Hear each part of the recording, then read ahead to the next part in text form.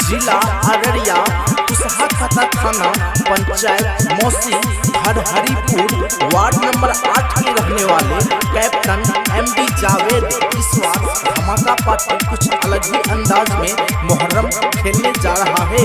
हमारे टीम के सभी मेंबरों के लिए एक बार जोरदार ताली से स्वागत करें। अखन अहाँ सब सुन रहल छी मदनेसर स्थान मदना से दुल्हन म्यूजिक की शानदार प्रस्तुति।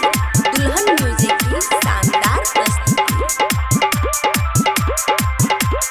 हाय हाय मालिन के बेटिया बड़ी रंग रसिया खेलहू में जाय छै बड़ी दूरे।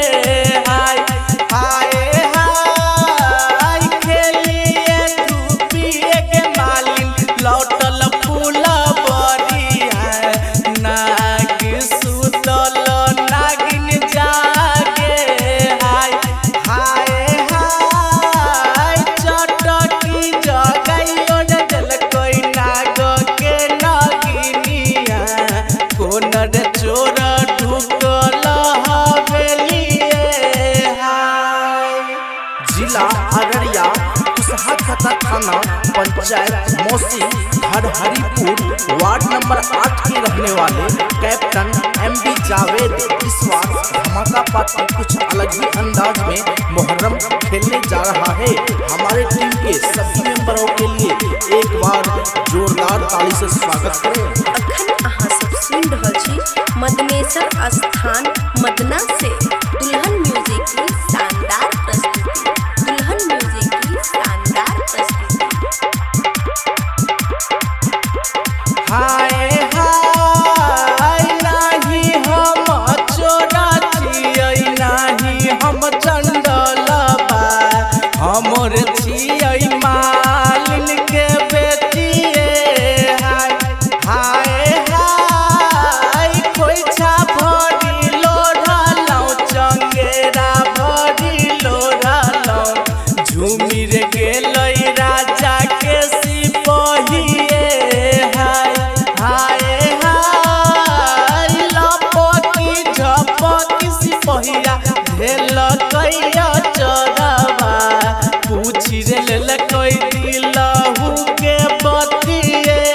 हाय जिला अररिया कुशहा खता थाना पंचायत मौसी हरहरीपुर वार्ड नंबर 8 के रहने वाले कैप्टन एमडी जावेद इस बार धमाका पार्टी कुछ अलग ही अंदाज में मुहर्रम खेलने जा रहा है। हमारे टीम के सभी मेंबरों के लिए एक बार जोरदार ताली से स्वागत करें। अखन अहाँ सब सुन रहल छी मदनेसर स्थान मदना से दुल्हन म्यूजिक की शानदार प्रस्तुति। दुल्हन म्यूजिक की शानदार प्रस्तुति। हाय हाय छोड़ू छोड़ू आह सिपहिया हमरो चरबा रोवत होतै गोदी के बलकवे। हाय हाय हाय बाली तोर उमरिया के दुल्हन काचे तोर उमरिया आ कहवा रे पहिले गोदी के बलकवे। हाय हाय हाय बार बड़ी सस पहिया ससुरा बितेलियै आ ओही रे पेलियै गोदी के बलकवे। हाय जिला अररिया कुशहा खता थाना पंचायत मौसी हरहरीपुर वार्ड नंबर 8 के रहने वाले कैप्टन एमडी जावेद इस बार धमाका पार्टी कुछ अलग ही अंदाज में मुहर्रम खेलने जा रहा है। हमारे टीम के सभी मेंबरों के लिए एक बार जोरदार ताली से स्वागत करें। अखन अहाँ सब सुन रहल छी मदनेसर स्थान मदना से दुल्हन म्यूजिक की शानदार प्रस्तुति। दुल्हन म्यूजिक की शानदार प्रस्तुति।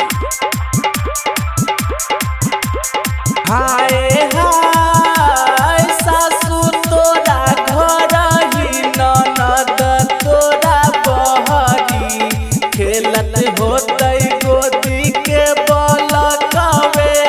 हाय हाय हाय